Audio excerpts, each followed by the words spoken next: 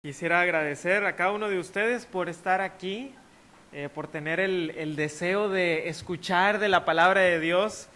Acabamos de escuchar de la necesidad del discipulado y de discipular a otros, y creo que esta es una visión tan necesaria para cada iglesia, y espero que ustedes hayan sido desafiados por eso que acabamos de escuchar, como yo mismo he sido desafiado. Y mientras estaba escuchando este primer taller pensaba de qué manera esto que estamos recibiendo podemos llevar, y yo mismo me lo puedo llevar a mi congregación y empezar a poner esa visión en los hermanos, de no creer que están los supercristianos y nosotros, ¿verdad? No, todos nosotros debemos de estar discipulando a otros. Otra de las necesidades en la iglesia es esa necesidad de la consejería bíblica. ¿Qué necesita para crecer un cristiano? ¿Qué es lo que necesita un cristiano para crecer? ¿Qué es lo que necesita un cristiano para caminar? Yo creo que si hiciéramos una encuesta y yo les preguntara, a ver hermanos, para que un cristiano crezca, para que un cristiano camine en su vida como creyente, ¿qué es lo que necesita? Yo creo que espero que una buena cantidad de ustedes me diga, bueno, se necesita la Biblia. Y por supuesto que sí, esa es la respuesta correcta. Necesitamos de las Sagradas Escrituras para ir caminando. Pero una de las preguntas que sobre todo el día de hoy se hace es si necesitamos solo de la Biblia o si hay que agregar cosas a la Biblia para que nosotros podamos caminar. Bueno, la consejería bíblica, hermanos, responde diciendo que la Biblia es suficiente para que usted crezca, que la Biblia es suficiente para que nosotros caminemos como creyentes. Y es por eso que hay una gran necesidad el día de hoy de la consejería bíblica. Si usted se va a una librería el día de hoy, va a encontrar que hay una sección de autoayuda. Entonces, en teoría, estos son libros que te van a ayudarte, ¿verdad? Pero es medio extraño que se llame de autoayuda, pero es alguien más el que te la da, ¿verdad? Pero ahí vas y hay libros de personas que a lo mejor tienen una sonrisa así, que sonrisa Colgate, y se ven como que él me va a resolver todos mis problemas. Y lo empiezas a leer y te das cuenta que tiene pura filosofía humanista. Pura filosofía de que tú tienes el gran potencial, tú eres una gran persona y si tan solo haces y si tan solo llegas a florecer, porque tú eres una bella flor que solamente está esperando para que florezca y que todo el mundo vea quién eres, o te dicen, bueno, debes de seguir tus instintos, sigue tu corazón, todo está en ti. Y dices tú, bueno, espero que si eres cristiano digas, no, ¿sabes qué? Voy a cerrar eso porque es contrario a las escrituras. Y dices, ¿sabes qué? Me voy a ir a una librería cristiana. Y vas a una librería cristiana y resulta que empiezas a abrir libros y dicen lo mismo. Y te empiezan a decir lo mismo, pero con algunos versículos de la Biblia, ¿verdad? No, todo está en ti, tú tienes el potencial, tú puedes vivir tu mejor vida el día de hoy, etcétera, etcétera. Y aquí hay un versículo también, para que no creas que este no es libro cristiano. Y resulta que se empieza a mezclar lo que el mundo piensa y lo que la Biblia dice. Bueno, lo que quisiera que hagamos es, en esta tarde, vamos a ver 3 verdades sobre la consejería bíblica, y vamos a estar hablando de las bases de la consejería bíblica, y vamos a estar hablando también de algunas de por qué la consejería bíblica es necesaria. ¿Me acompañan a orar? Vamos a orar. Gracias te doy, Señor, porque nos permites ver este tema, Señor, de las bases y la necesidad de la consejería bíblica, y te pido, Padre, que nos ayudes a entender cada vez más de qué manera tú quieres que crezcamos en nuestra vida como creyentes. En el nombre de tu Hijo lo pedimos. Amén. Muy bien, entonces vamos a ver tres cosas el día de hoy, 3 verdades acerca de la consejería bíblica. Primero vamos a ver la suficiencia de la Biblia. ¿Es la Biblia suficiente para resolver nuestros problemas? Porque eso resulta que es la base de la consejería bíblica. La base de la consejería bíblica es una convicción de que la Biblia es suficiente para resolver nuestros problemas, para que podamos nosotros tener un andar cristiano que sea correcto delante de Dios. Bueno, voy a leer varios pasajes. La Biblia es suficiente para nuestra conversión. el Salmo número 19 y en el versículo 7, le invito ahí, al Salmo 19, 7, algunos pasajes vamos a ir juntos, otros se los voy a leer yo. Salmo 19, 7, en este pasaje el salmista nos dice algo que es muy importante para nuestras vidas. Salmo 19, 7. Ahora es un pasaje que hemos memorizado, que inclusive a lo mejor usted se sabe un canto del Salmo 19, 7. La ley de Jehová es perfecta, que convierte el alma.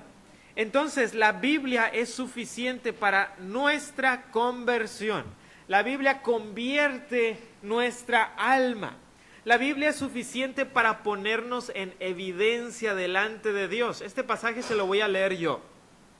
Dice así el autor de Hebreos, escuche con atención.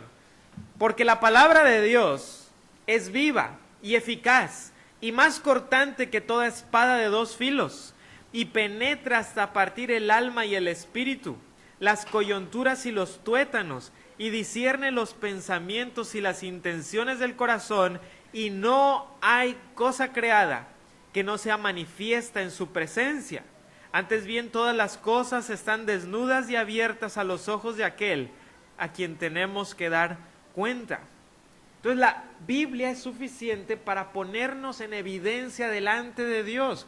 Cuando nosotros vamos a las Escrituras y dejamos que las Escrituras sean las que nos estén aconsejando, resulta que es como si estuviéramos delante de Dios y no tenemos nada, no podemos encubrirnos, porque las Escrituras nos ponen delante de Dios, así como dice este pasaje en Hebreos capítulo 4, versículo 12 y versículo 13. Suficiente para su conversión, suficiente para también ponernos en evidencia delante de Dios. Tercero, es suficiente para nuestra vida y piedad. Le invito a 2 de Pedro 1:3. Suficiente para nuestra vida y piedad. 2 de Pedro 1:3. En este pasaje, el apóstol Pedro nos da lo que se ha convertido en uno de los versículos clave de la consejería cristiana. Porque en 2 de Pedro 1:3 nos dice aquí el apóstol Pedro que todas las cosas que pertenecen a la vida y a la piedad nos han sido dadas por su divino poder, mediante el conocimiento de aquel que nos llamó por su gloria y excelencia. Hermanos, en lo que respecta a nuestra vida y en lo que respecta a nuestra piedad, y cuando hablamos de la piedad, aunque no es una palabra que quizá usemos con mucha regularidad, tiene que ver con vivir para el Señor. La piedad o una persona piadosa es una persona que está viviendo para Dios, es una persona que está tomando los principios de la Biblia y que los está aplicando a su vida de manera que vive una vida piadosa. Todas las cosas que respectan a su vida y a la piedad que debemos de nosotros vivir como cristianos, todo ha sido dado al creyente por medio del conocimiento de Cristo. Y la pregunta es, ¿cómo puedo yo conocer a Cristo? Y en la historia de la humanidad hay algunos que han dicho, la manera de conocer a Cristo es a través de tener algún tipo de experiencia mística. Y de hecho así les decían los místicos. Y se supone que los místicos eran los que conocían a Dios porque habían tenido algún tipo de experiencia extraña, pseudo espiritual, y son ellos los que sí conocen a Dios. No. La realidad es esta. ¿Cómo conocemos a Cristo? Conocemos a Cristo a través de su palabra. El Señor Jesucristo dijo en Juan 17:17, santifícalos en tu verdad, tu palabra es verdad. Es en las Escrituras que encontramos la verdad de Cristo. Es en las Escrituras que encontramos la verdad del Evangelio. El conocimiento de Cristo viene por la palabra de Dios. Hay muchos pasajes que nos hablan al respecto. Lo vemos en 2 de Corintios 5:19, en Colosenses 3:16, Juan 1:1. Nos hablan que es en la palabra de Dios que encontramos a Cristo. Así que la Biblia es suficiente para nuestra vida y para nuestra piedad. Otra cosa que acabo de mencionar, es suficiente para nuestra santificación. Juan 17:17, santifícalos en tu verdad, tu palabra es verdad. También es suficiente para nuestra transformación. Le invito a 2 Corintios 3:18. La Biblia es suficiente para nuestra transformación. 2 Corintios 3:18. Mira este pasaje que el apóstol Pablo nos dice en 2 Corintios 3:18 y trate de usar un poquito su imaginación porque el apóstol Pablo está usando una imagen, está usando algo para que nosotros lo veamos de manera visual. Dice en 2 Corintios 3:18, por tanto, nosotros todos, mirando a cara descubierta como en un espejo la gloria del Señor, somos transformados de gloria en gloria en la misma imagen como por el Espíritu del Señor. Así que la palabra de Dios nos va transformando. Es como si usted abriera la Biblia y la Biblia fuera ese espejo en donde usted puede ver reflejada la gloria de Dios y entonces usted empieza a ser transformado de gloria en gloria. ¿Y qué quiere decir de gloria en gloria? Imagínese, por ejemplo, si usted tuviera un vasito, un vaso, y que estuviera hecho de plata, digamos, pero está un poco opaco. Pero ¿qué pasa si usted empieza a pulir ese vaso y empieza a brillar un poquito más? Y lo sigue puliendo y sigue brillando y brillando y brillando. Y mientras más pule usted este vasito, que primero estaba opaco, ahora empieza a brillar más. Entonces, la vida del cristiano es así. La palabra de Dios es como que nos está puliendo y vamos de gloria en gloria, de brillo en brillo, cada vez brillando más. Cuando yo estaba escogiendo el anillo de compromiso para mi esposa, fui a un lugar, me llevó un amigo, me dijo, este es un lugar muy bueno, y entonces fuimos allá a ver diamantes, y lo primero que estábamos escogiendo, que iba a escoger yo, era el diamante, y después lo que era la argolla, el anillo, y recuerdo muy bien cuando después de haber escogido el diamante y después de todo este proceso que yo hablé con la persona que estaba encargada de la joyería, trajo ese diamante. Y cuando trajo el diamante todavía no estaba en el anillo, lo trajo en una superficie negra y lo puso y entonces prendió una luz y de veras no les estoy exagerando, pero yo sentí como si me hubiera encandilado el brillo del diamante. Ahora a lo mejor alguien dirá, es que estás muy enamorado. Bueno, también. Pero de veras, yo sentí que el diamante había brillado, casi que me había encandilado. Era la gloria del diamante. Ahora imagínense si yo ahorita sacara un diamante muy grande y le pusiéramos aquí una luz y empezara a brillar. Esa es la gloria del diamante. Bueno, Dios está puliendo su vida para que usted brille cada vez más y más y más. Y a eso se refiere con de gloria en gloria, en brillo, de brillo en brillo, como por el Espíritu del Señor. ¿Quién lo hace? El Espíritu lo hace. ¿Y de qué manera lo hace? Cuando el Espíritu lo transforma a través de la palabra de Dios. Así que es suficiente para nuestra transformación, pero también es suficiente para nuestra sanidad. Le voy a leer un proverbio. El proverbio que está en el capítulo 3 y el versículo 8 dice, porque será medicina a tu cuerpo y refrigerio para tus huesos. Bueno, vamos ahí a Proverbios capítulo 3, versículo 8, porque quisiera que viéramos un poquito ahí del contexto. Proverbios capítulo 3, versículo 8. Dice ahí, porque será medicina a tu cuerpo y refrigerio para tus huesos. Esto es el resultado del temor de Jehová. En el versículo 7, no seas sabio en tu propia opinión, teme a Jehová y apártate del mal. Este temor de Jehová es el resultado de confiar en Dios. Versículo 5, fíate de Jehová de todo tu corazón y no te apoyes en tu propia prudencia. Y todo esto es resultado del versículo 1, hijo mío, no te olvides de mi ley y tu corazón guarde mis mandamientos. Entonces guarda los mandamientos, confía en Dios, teme a Dios, porque será medicina a tu cuerpo y refrigerio para tus huesos. La Biblia es suficiente para sanarle a usted. Y si usted es como yo, todos nosotros necesitamos la sanidad de las Sagradas Escrituras. Entonces, ¿es la Biblia suficiente para resolver nuestros problemas? La respuesta es sí. La Biblia es suficiente para resolver mis problemas. La Biblia es suficiente para que yo camine como cristiano. Usted necesita estudiar, escudriñar, meditar las Sagradas Escrituras para que usted pueda compartirlo con otros y también a usted mismo. Ahora, hay una pregunta que creo que es importante. Cuando hablamos de la consejería bíblica, muchas veces se hace la pregunta, bueno, hay toda una rama que se llama la rama de la psicología, que se dedica a ayudar a las personas a mejorar su conducta, ayudar a las personas que tienen problemas. Y entonces a veces se hace la pregunta, bueno, pero si la Biblia es suficiente, más bien necesitamos entonces psicólogos y también necesitamos pastores, o ¿cuál es la relación entre la psicología y la consejería y la psicología y la Biblia?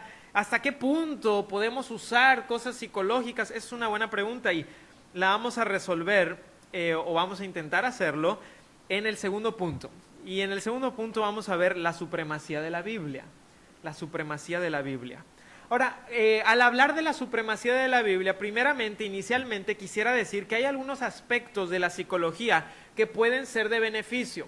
Es decir, hay una rama también de la psicología que se dedica a estudiar ciertos comportamientos humanos. Por ejemplo, le voy a poner este ejemplo. Estaba leyendo un libro que se llama algo así como Pensando rápido y pensando lento. Algo así, es un nombre un poquito extraño, pero decía que en una universidad habían hecho un experimento con estudiantes. Ahora, los estudiantes siempre les tocan los experimentos, ¿verdad?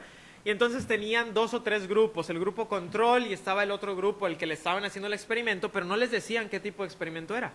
Y entonces los llevaban a un salón y les mostraban unas imágenes en una computadora y luego les decían, para la segunda parte del experimento tienes que caminar por este pasillo y llegar al otro cuarto que está al otro lado del pasillo y vas a rellenar ahí un formulario.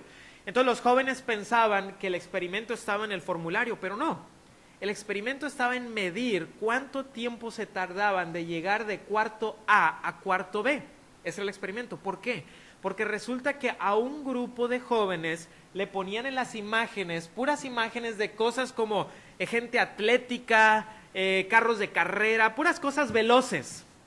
Y resulta que estos jóvenes que veían esas imágenes caminaban rápido hacia el punto B. Pero había otro grupo al cual le mostraban puras imágenes de cosas más bien lentas, que no van muy rápido. ¿Y qué creen? Que caminaban un poquito más lento. Y entonces lo que encontró este experimento científico-psicológico era que las imágenes, las cosas que vemos, pueden influenciar nuestra conducta, pueden influenciar la manera en que nos comportamos.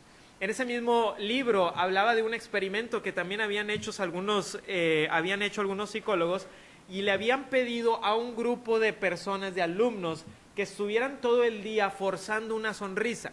O sea, tener una sonrisa un poquito forzada, pero tenían que sonreír, esa era parte del experimento, tienes que sonreír todo el día. Y al otro grupo les decían que no, que estuvieran todo el día serios. Y resultó que aquellos que estaban sonriendo, aunque les habían dicho que tenían que forzar la sonrisa, se sentían mejor al final del día.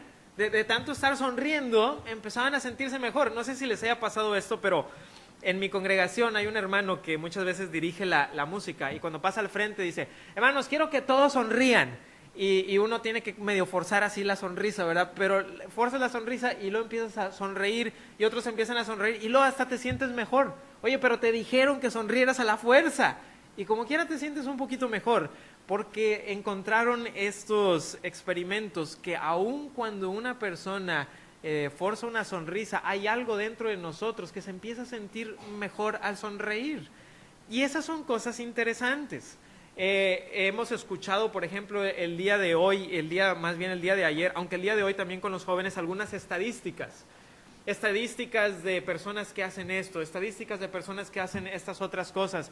Y algunas de estas estadísticas vienen de experimentos por algunos psicólogos que son que son más como científicos, hacen algún experimento, hacen pruebas, la vuelven a hacer, la hacen varias veces y llegan a una conclusión. Y esas cosas pueden ser de beneficio. Pero hay otra rama de la psicología y es la rama de la terapia hablada. Es decir, esto no se trata de hacer un experimento científico, esto se trata de que tú tienes un problema y tú vas con una persona y le cuentas tu problema y esa persona te va a ayudar.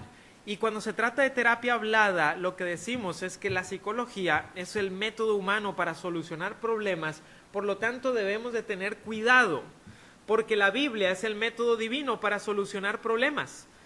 Voy a decirle algo que yo no sabía esto, porque cuando hablamos de la psicología de terapia hablada, pensamos como que todos los psicólogos creen lo mismo. La verdad es que hay muchas diferentes corrientes de pensamiento psicológico cuando se trata de terapia hablada.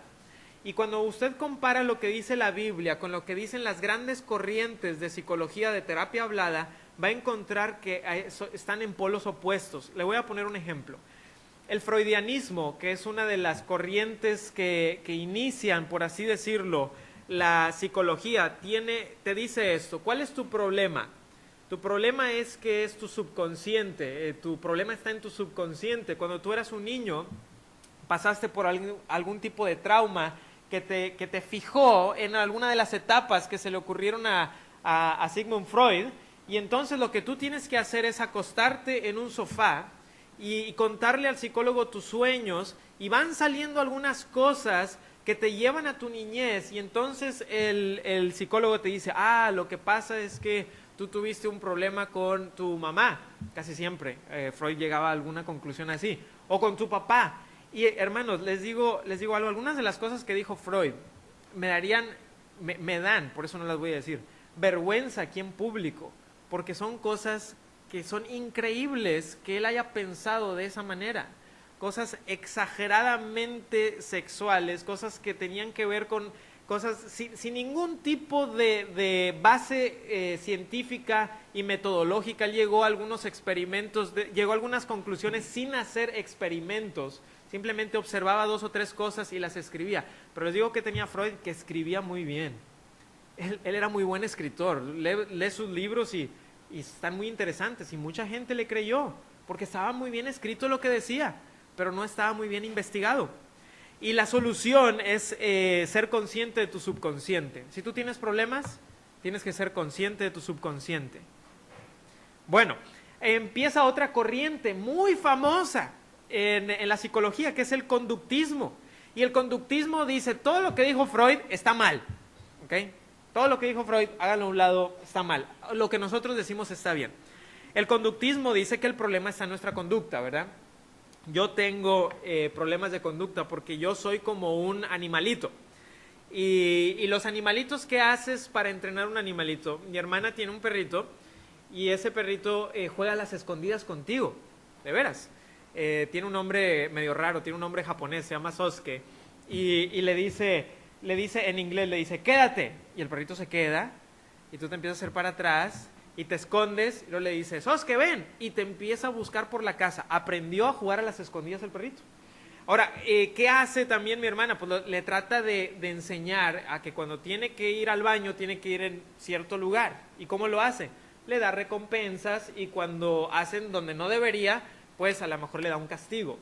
Y el conductismo decía: nosotros somos como animales, y la manera en que usted puede resolver sus problemas es que yo le voy a dar una recompensa cuando usted haga una buena conducta, y le voy a poner un castigo cuando haga una mala conducta, porque somos como si fuéramos animales. Y de esa manera le resolvían los problemas a las personas, supuestamente, a través solamente de castigos y recompensas. Ahora, ¿tiene cierta verdad eso? Sí, en la Biblia se habla de recompensas, en la Biblia se habla de castigos, pero se había llevado a un extremo. Después llega otra corriente, y esa corriente es la corriente humanista. Y la corriente humanista dice: todo lo que dijeron los freudianos está mal, todo lo que dijeron los conductistas está mal también, pero ya llegamos nosotros, y nosotros somos los que tenemos la verdad. Y el humanismo decía, y esto usted lo va a reconocer: el problema es tu baja autoestima. Ese es tu problema. El problema es que tú eres una persona con un gran potencial y eres una bella flor que solamente tiene que empezar a florecer, pero tú tienes una baja autoestima y lo que tienes que hacer es subir tu autoestima. Y la verdad, hermanos, autoestima tenemos demasiada. El problema es que tenemos demasiada, muchas veces nos consideramos mucho más de lo que en realidad somos. ¿Y sabe cuál era la solución? Acéptate, acéptate. En una ocasión vi un video en internet de 3 de los grandes psicólogos. No estamos hablando de psicólogos, sino de los que inventaron las ramas de la psicología. 3 de los grandes psicólogos que habían inventado las ramas de la psicología. Los 3 aconsejaron a la misma muchacha y pusieron una cámara para ver cómo. Y les digo que todos le dijeron a la misma muchacha que su solución era diferente. Uno le dijo, tu problema es este, tu solución es esta. El otro le dijo, tu problema es este, tu solución es esta. El otro le dijo, tu problema es este, tu solución es esta. Y ellos eran los mejores psicólogos del mundo. Y todos creían algo diferente.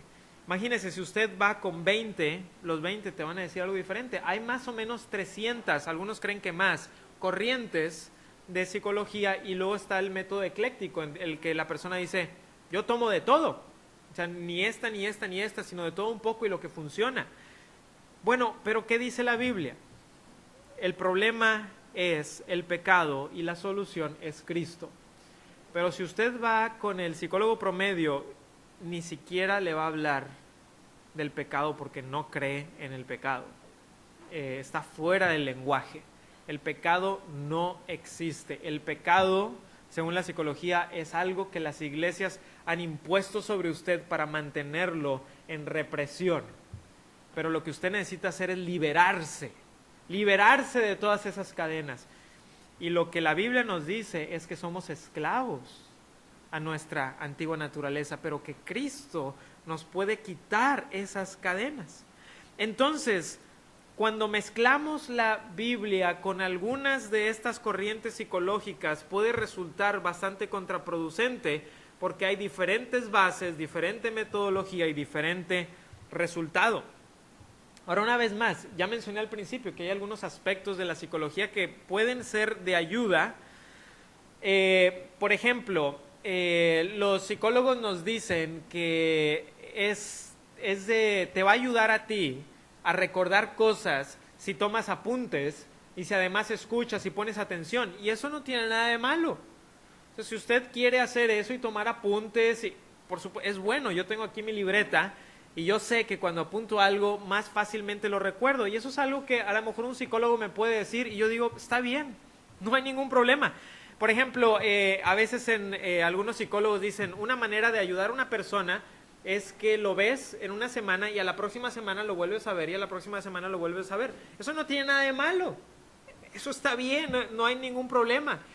Cuando hay algunos psicólogos que asignan tareas, y en la consejería bíblica muchas veces asignamos tareas también, eso no tiene ningún problema. Entender estadísticas, diferentes tipos de estadísticas, eso está bien, eso no tiene ningún problema. Pero también debemos de usar el discernimiento, porque cuando yo voy y le digo, mira, la Biblia es algo que tú necesitas, y también entender tu subconsciente. ¿Seguro que eso es lo que necesitas? ¿Ser consciente de tu subconsciente? ¿O que todo lo que tú necesitas es modificar tu conducta en base a castigos y premios, y eso es todo lo que necesitas? ¿O que más bien lo que necesitas es aceptarte a ti mismo, seguir tu corazón, seguir tus instintos? Estamos empezando a mezclar cosas y eso puede ser contraproducente, muy contraproducente. Pero alguien dirá, hermano, ok, entiendo eso que estás diciendo, pero yo tengo una objeción. Y mi objeción en lo que acabas de decir es que la Biblia no es un manual. No es un manual de autoayuda en donde yo diga, a ver, este es mi problema, ¿dónde está la parte de depresión? ¿Dónde está ¿dónde está la parte de...? Y empiezo a buscar y resulta que así no está la Biblia diseñada, está por libros, pero no por temas de mis problemas. Entonces alguien puede decir, entonces, ¿cómo puedo usar la Biblia en mi vida cotidiana? Bueno, esa es la tercera cosa que vamos a ver. Y la tercera cosa que vamos a ver es la utilidad de la Biblia. La utilidad de la Biblia. ¿De qué manera puede usted usar la Biblia para crecer como cristiano y para aconsejar a otros? ¿Cómo puede usted utilizar la Biblia para crecer como cristiano y aconsejar a otros? Le voy a dar algunos principios prácticos muy sencillos. Número 1, ponga atención a los mandamientos de Dios. Ponga atención a los mandamientos de Dios. Hermanos, los mandamientos revelan el carácter moral de Dios. En el Antiguo Testamento encontramos muchas leyes, y una manera muy clásica de dividir las leyes en el Antiguo Testamento, y creo que es una manera didáctica de hacerlo, es la ley que es moral, la ley civil y la ley ceremonial. Hemos escuchado eso antes, que hay leyes que nos muestran el carácter moral de Dios, que hay leyes que tienen que ver con el lado civil del pueblo de Israel, y había leyes que tenían que ver con la parte ceremonial de lo que era el templo y los sacrificios, etcétera. Ahora, por supuesto que en estas tres características se muestra el corazón moral de Dios, sin duda alguna. Pero fíjese, hermano, que la ley moral de Dios, aquellas cosas que Dios muestra en su ley, continúan para siempre. La moralidad de Dios no es como la del ser humano. Por ejemplo, la moralidad que ahorita se está poniendo a todos como la buena moralidad es muy diferente a hace 20 años. Hace 20 años hay cosas que hoy se dicen que son correctas, que hace 20 años sería escandaloso, pero muy escandaloso. Pero Dios no es así. La ley moral de Dios continúa para siempre. Si Dios dice esto está mal, continúa estando mal. Los mandamientos revelan la voluntad específica de Dios para su vida. ¿Sabe qué dice Primera de Tesalonicenses 4:3? A veces vienen jóvenes en la universidad y una de las preguntas que dicen más es: profe, yo quisiera saber cuál es la voluntad de Dios para mi vida. Y Primera de Tesalonicenses 4:3 dice cuál es la voluntad de Dios para su vida. Dice, pues la voluntad de Dios es vuestra santificación. Dios quiere que tú seas santo y todo lo que eso implica. Lo que implica en tu mente, como menciona en ese pasaje, lo que implica con tu boca, lo que implica con tus acciones. La voluntad de Dios es que tú vivas para Él y seas santo. Los mandamientos de Dios son guía, como dijo el salmista, lámpara es a mis pies tu palabra y lumbrera a mi camino. Los mandamientos de Dios te guían. Pero no solamente tenemos mandamientos bíblicos, también tenemos principios bíblicos. Los jóvenes que estuvieron en el taller de hoy en la mañana van a reconocer algunas de estas cosas. Principios bíblicos. Cuando no hay un mandamiento específico, hay principios bíblicos. Hay algunos principios bíblicos, hermanos, que son fundamentales para nuestra vida como cristianos. Como por ejemplo, el principio de la gloria de Dios. En 1 Corintios 10:31 dice que debemos de hacer todo para la gloria de Dios. Entonces, si en la Biblia usted busca, si tiene que comprar un carro, un auto, que sea, no sé, una marca, un Nissan o un Volkswagen o un Ford, y usted empieza a buscar en la Biblia, Señor, debo de comprar un Nissan, un Volkswagen y un Ford, no lo vas a encontrar. Pero si vas a encontrar principios acerca de la gloria de Dios, y si vas a encontrar principios acerca de la mayordomía, y si vas a encontrar principios acerca de cómo usar tu dinero, que te van a ayudar a escoger a lo mejor un auto. Y al final puede ser que digas, oye, podría ser este o este otro. Y no importa, si te gusta más uno, lo escoges, si te gusta más el otro, también lo escoges, y está bien. La Biblia dice que somos administradores. Dice en 1 Corintios 4:2, ahora bien, se requiere de los administradores que cada uno sea hallado fiel. Si alguien viene y me pregunta y me dice, hermano, estoy pensando en comprar un carro, y le digo, muy bien, ¿por qué quieres usar el carro? Bueno, lo necesito, es una necesidad para poder ir a este lugar, para ir a este otro lugar, para ir a otro lugar, y le digo, bueno, hazlo. Me dice, sí, pero quiero saber cuál carro, hermano, y ya me fijé en la Biblia y no me dice cuál carro.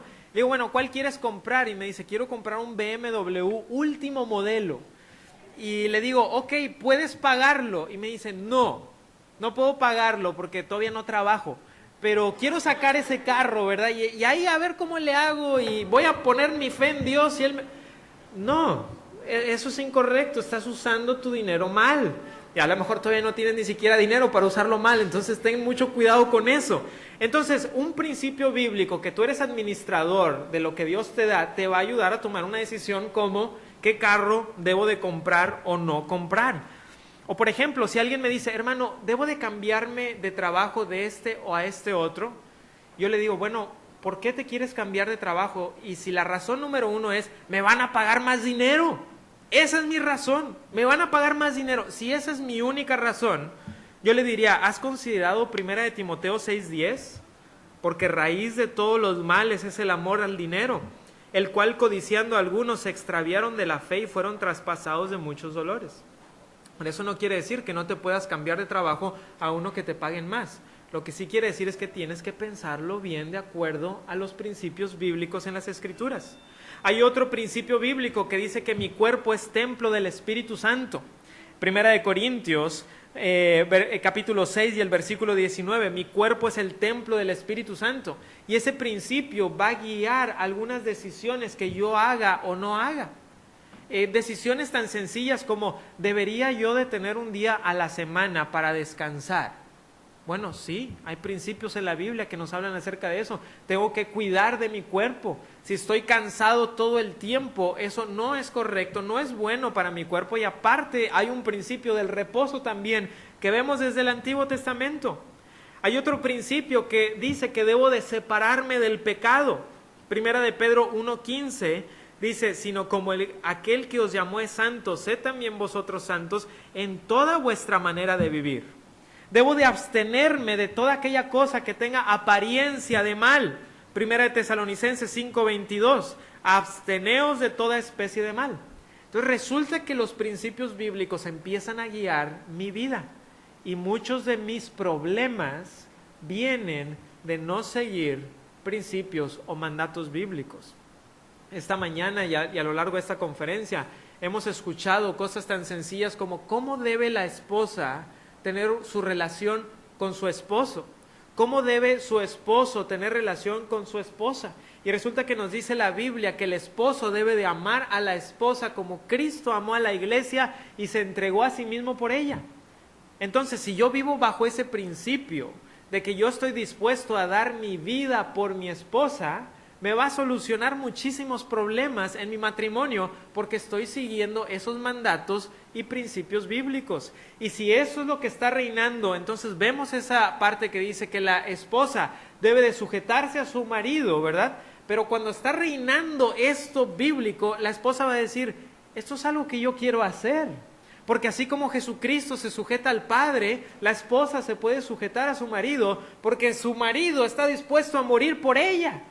Entonces vemos que las cosas empiezan a funcionar cuando seguimos los principios y los mandatos bíblicos. Entonces, hay mandamientos, hay principios, hay una tercera cosa que es la sabiduría. ¿Qué es la sabiduría, hermanos? Una definición así sencilla, es conocimiento bíblico en acción. La sabiduría es cuando usted puede tomar estos mandatos y principios bíblicos y ponerlos en práctica. No sé si usted haya conocido a una persona que sabe mucho de la Biblia, pero no la practica para nada. Pero sabe bastante. Se sabe versículos, se sabe datos, se sabe fechas, se sabe de todo, pero su vida la vive lejos de Dios. Eso no es sabiduría. Sabiduría es cuando yo puedo tomar lo que dicen las Escrituras y ponerlo en práctica en mi vida. Debo de buscar la sabiduría. Dice el proverbio, el corazón entendido busca la sabiduría. Debo entonces de buscar la sabiduría.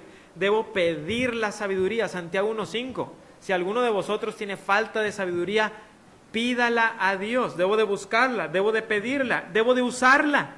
Usar la sabiduría. Proverbios 8:33. Atended el consejo y sed sabios y no lo menospreciéis. Debo de entonces buscar la sabiduría, pedir la sabiduría, usar la sabiduría. Esa es una manera de vivir su vida de acuerdo a las Escrituras. Una cuarta cosa es el consejo. El consejo. La Biblia habla de que en la multitud de consejeros está la sabiduría. ¿Quiénes pueden ser nuestros consejeros? Y aquí entramos también en materia, ¿verdad? De lo que estamos hablando de la consejería bíblica. Bueno, mis consejeros pueden ser hermanos creyentes maduros en la fe. Hermanos creyentes maduros en la fe que me aconsejan. Y yo debo de buscar el consejo de hermanos creyentes maduros en la fe. En algunas ocasiones podemos pedir consejo de no creyentes en algunas cosas, como por ejemplo hay consejeros financieros. A veces yo no sé bien cómo usar mi dinero y a lo mejor puedo tomar algún principio de algún libro de finanzas. Hay consejeros académicos. Cuando tú vas a la universidad, a veces te asignan un consejero académico y él te da algunos consejos de cómo estudiar mejor, etcétera. Esas cosas son buenas. Pero en la vida cristiana buscamos hermanos maduros creyentes y a mis autoridades espirituales. Dice en Hebreos 13:17, obedeced a vuestros pastores y sujetaos a ellos, porque ellos velan por vuestras almas, como quienes han de dar cuenta, para que lo hagan con alegría y no quejándose, porque esto no es provechoso. Dios nos ha dado a nuestros pastores para aconsejarnos también. Y también tenemos, y aquí estoy hablando de una manera muy específica, a los jovencitos, nuestros padres, tus padres son la guía que Dios ha puesto para ti.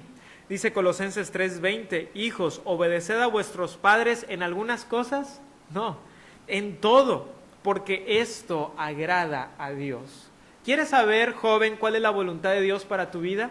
La voluntad de Dios para tu vida es que obedezcas a tus padres. Esa es la voluntad de Dios para tu vida. Una vez vino una señorita y me dijo, hermano, ¿qué debo de hacer al respecto de esto o de esto otro? Y le pregunté, ¿qué dicen tus padres? Y me dijeron, bueno, mis papás me dijeron claramente esto. Y le dije, ¿por qué me vienes a preguntar? Tus padres ya te han dado el consejo. Lo que Dios quiere para ti es que obedezcas a tus padres. Entonces, Dios nos ha dado muchos recursos para que podamos vivir una vida piadosa y recta delante de Dios. Y todo esto, hermanos, son razones por las cuales necesitamos la consejería bíblica. Porque la consejería bíblica pone a la Biblia por encima de todo. Porque la consejería bíblica dice que es aquí donde vamos a encontrar la voluntad de Dios para nuestras vidas. Y por cierto, Dios no quiere esconder su voluntad de usted. A veces pensamos que Dios está diciendo, sí, aquí está Emanuel y a ver si encuentra mi voluntad, porque ahora sí que se la escondí muy bien. Y no, Dios ya nos ha revelado su voluntad. Él quiere que vivamos para Él. Y hermanos, la verdad es que a veces creemos que la vida cristiana es como una cuerda floja. Y yo voy por la cuerda floja, ¿verdad? Y tengo que poner un pie cuidadosamente. Y si doy un pequeño movimiento en falso, me caigo y se me arruinó todo, ¿verdad? Y a veces así buscamos la voluntad de Dios. Como si fuera una cuerda floja muy difícil. Pero saben, cuando leo las Escrituras me doy cuenta que la voluntad de Dios es más como un banquete. Cuando tú sigues verdaderamente a Dios con todo tu corazón, Él pone un banquete delante de ti. Y tú llegas a ese banquete y Dios te dice, come de este banquete que te he preparado, esta es mi voluntad. Y entonces a veces nosotros nos creemos muy espirituales y decimos, no, Dios, quiero saber qué quieres tú que yo coma. Que coma carne, que coma verduras o que coma fruta. Y Dios te dice, lo que tú quieras. Por eso es un banquete. Es como un buffet. ¿Qué quieres comer? No, Dios, es que yo soy muy espiritual. Dime tú si quiero si debo de comer carne, frutas o verduras. Y Dios responde, ¿de qué traes ganas? Y tú dices, pues como que traigo ganas de carne. Pues para eso la puse ahí, ¿verdad? Para que comieras de la carne si quieres carne. Si tienes ganas de fruta, come fruta. Hermano, cuando nosotros seguimos a Dios a través de su palabra, Él nos empieza a mostrar su voluntad como un banquete, donde nosotros podemos disfrutar de lo que Dios nos está dando para nosotros. Y ese banquete se encuentra en la palabra de Dios. Necesitamos la consejería bíblica porque necesitamos la palabra. Y la consejería bíblica en nuestra vida y en nuestras iglesias es indispensable para que crezcamos. ¿Quiere usted participar de ese gran banquete que Dios tiene para usted? Vaya a la palabra de Dios. Esa es la base. Esa es la base, la palabra de Dios. Que así sea en esta congregación, que así sea en nuestras congregaciones. Vamos a orar. Gracias, Dios, te damos por tu palabra y te pedimos, Señor, que moldee nuestra vida y nuestro pensamiento. Dios, tú has sido bueno con nosotros y te damos gracias por ello. Tú sabes, Señor, lo faltos que somos delante de ti, lo mucho que nos falta. pero también sabemos que tú tienes misericordia y nos vas llevando de la mano, Señor, cada vez más para reflejar la gloria de tu Hijo Jesucristo. Te agradezco, Señor, por esta enseñanza y te pedimos, Padre, que pueda entrar a nuestro corazón y moldearlo en el nombre de tu Hijo. Amén. Que el Señor les bendiga, hermanos.